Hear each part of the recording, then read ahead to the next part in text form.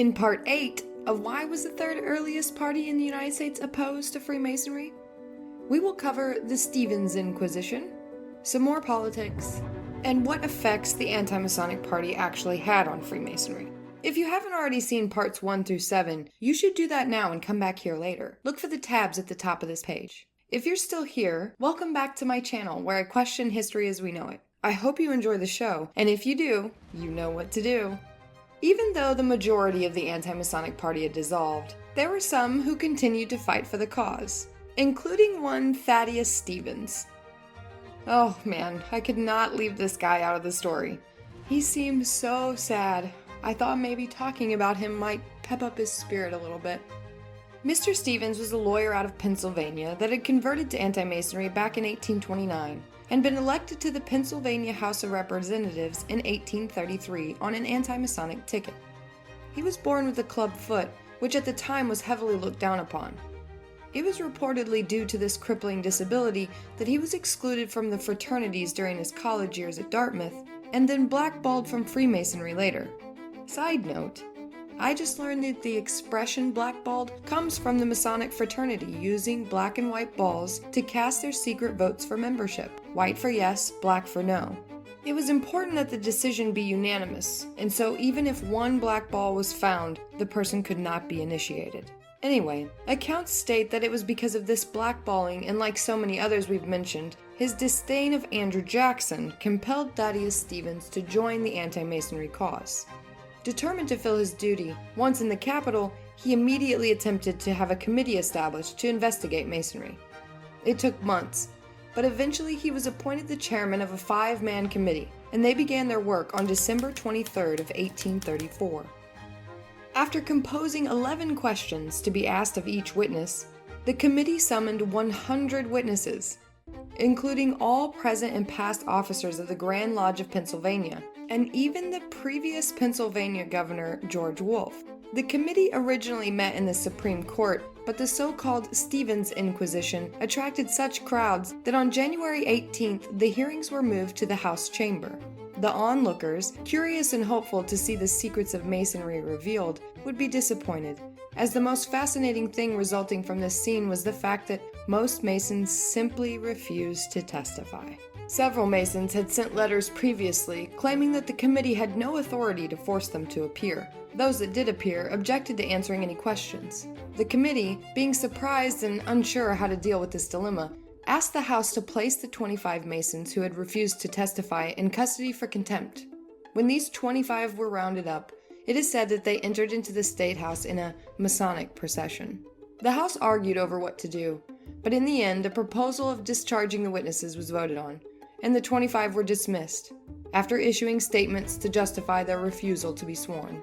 Stevens was determined, and still held public sessions on January 28th and March 3rd, with testimony given by 3 seating Masons. Through the publicity generated from the failed Inquisition, Stevens became the leader of the anti-Mason purists. When the old New York Antis, including Weed and friends, wanted to nominate General William Henry Harrison for president, in the summer of 1835, Stephen asked Harrison's views on Masonry. Old Tip, Harrison's nickname, attempted to satisfy Stevens, saying that he would not appoint anyone who, quote, held the opinion that his obligations to any secret society were superior to the laws and constitution of his country. It was unclear whether or not Harrison was a Freemason himself, and this was not enough for Stevens, so he replied stating he would not be voting for him for governor. Knowing this, it was proposed that the nomination be postponed until the National Convention. After heated debate, the purists split from the Whig Antis and resolved to hold their own convention. Old Tip may not have had Stevens' support, but he did have enough that over 1,000 Whig anti-Masons assembled in Albany in New York in September of 1835, recommending Harrison for president and Francis Granger for vice president. The Purist Antis held their own convention in Philadelphia in the mayor's courtroom on May 4, 1836. It was a smaller event led by Stevens of 35 to 40 delegates, mostly from Pennsylvania with a few from New York, Ohio, and Rhode Island. They declared their continued resolve to destroy Freemasonry and other secret societies, but determined that it was not a good time to nominate presidential candidates given the situation. They appointed a new national committee of 15 to manage party affairs, which included John Quincy Adams and William Palmer, an anti-Mason governor of Vermont. Thaddeus Stevens was chosen along with 5 others to exchange letters with presidential nominees to ask whether or not, if elected, they would appoint Masons to office. Despite these efforts, the party would never again regain its popularity. Thaddeus would keep the anti-Masonry embers alive for a few more years, and they held 2 more national conventions, with the final taking place in 1838 in Philadelphia, where this time the unanimously nominated William Henry Harrison for president, who accepted in a letter with no mention of anti-Masonry or otherwise. Harrison was also the nominee for the Whig Party in 1838, but lost against the little magician Martin Van Buren. The two faced off again in 1840, and this time Harrison was elected. After he became president, he appointed Francis Granger as his postmaster general. In a startling turn of events, Harrison catches a cold on the day of his inauguration that leads to pneumonia, and he dies exactly 1 month after it. Vice President John Tyler becomes president. Side facts about Harrison. At age 68, he was the oldest person to become president until 1981 when Ronald Reagan was inaugurated at age 69. And of course now we have Joe Biden at age 78. So, when is it too old to be president, guys? Let me know in the comments. Just curious. Back to Harrison. He was also the first president to die in office and holds the record for the shortest tenure as president in history, which is exactly 30 days. His grandson, Benjamin Harrison, would later serve as our 23rd president, making he and William the only grandparent-grandchild pair of presidents in U.S. history.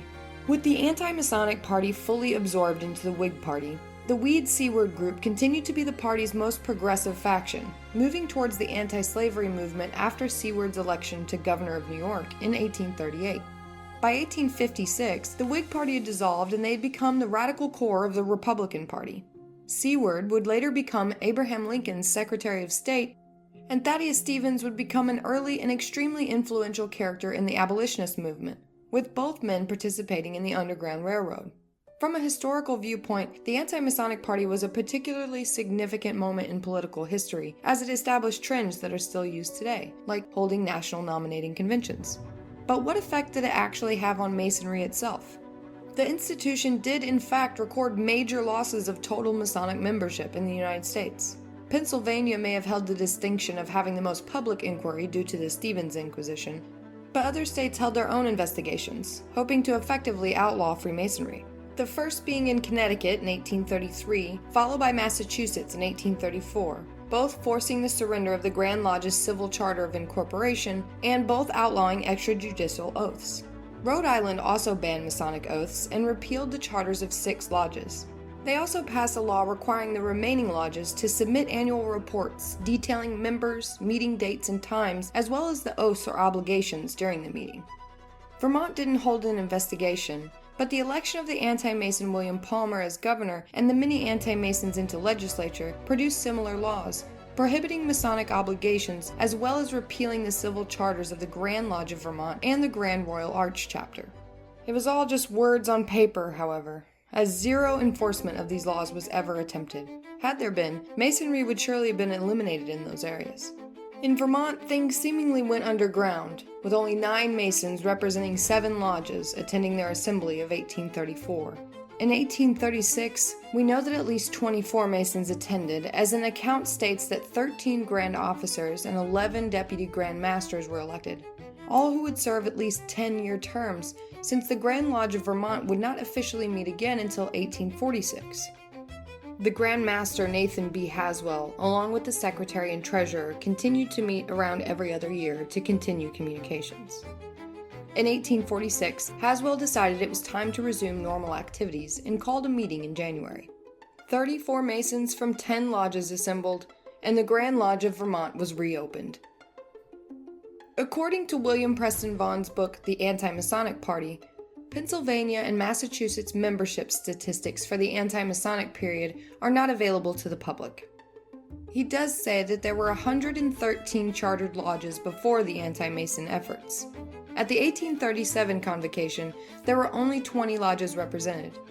Even though this is the low point for the state and anti-Masonry lasts longer in Pennsylvania than any other state, This number steadily rose, so that by 1856 there were 130 chartered lodges, more than there were before the anti-movement had begun. In Massachusetts, lodge numbers were recorded as 101 in 1826 and only 52 in 1844. But after the Anti-Masonic Party stopped meeting in Massachusetts in 1834, the Grand Lodge asked that Masons from the state not renounce their membership publicly, and by 1837, Masons were once again installing their Grand Lodge officers with grandeur, complete with a public procession. Rhode Island Masonic membership was around 3,000 in 1826, down to 950 in 1835.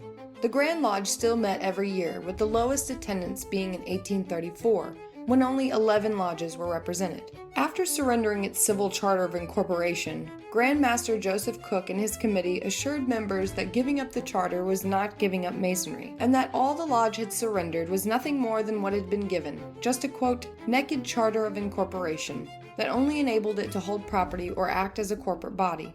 It did not remove Masonic powers or privileges. Recovery begins quickly after this, so that by the onset of the Civil War, the resolution was passed to reinstate their civil charter in 1861. New York had the largest Masonic membership, with 480 lodges and 20,000 members in 1826. By 1835, there were only 49 lodges and 3,000 members. James Herring and Morgan Lewis are among the men who helped keep Masonry alive in New York during the anti-Mason period. Herring served as Grand Secretary from 1829 to 1845, and Lewis, being a former governor and Chief Justice, served as Grand Master from 1830 to 1843. In his installation speech, Lewis questioned why the lodge should be blamed for the sins of a few, suggesting that all of Masonry should not be judged based on the actions taken by a few members. Although many lodges' charters were revoked, there were also those who remained steadfast, meeting in seclusion and still continued to initiate members. In 1831, the New York Grand Lodge finally agreed to prepare a statement concerning those that were indicted and convicted of kidnapping Morgan. Herring collected records concerning the Morgan affair, and a committee of 5 were selected to examine the material in 1832. The committee ended up asking for more time, and by then all the excitement had diminished, and the lodge never gave its statement. In 1835, the remaining 12 members of the Waterton Lodge No. 289 publicly renounced Masonry. In response, the Grand Lodge of New York expelled the 12 at an assembly in 1836. This same year, Masonry begins to make its comeback, with 3 lodges reviving in New York City. In 1837, Herring gave the first public Masonic speech since 1826. In it, he insisted that those who had kidnapped Morgan had no excuse. Even though they were Masons, the organization is not to be blamed for the event, since their crime was never defended by the Grand Lodge or the fraternity in general, nor any money given knowingly to assist or defend the guilty parties. Odd that he would say all this 9 years after the fact, but whatever.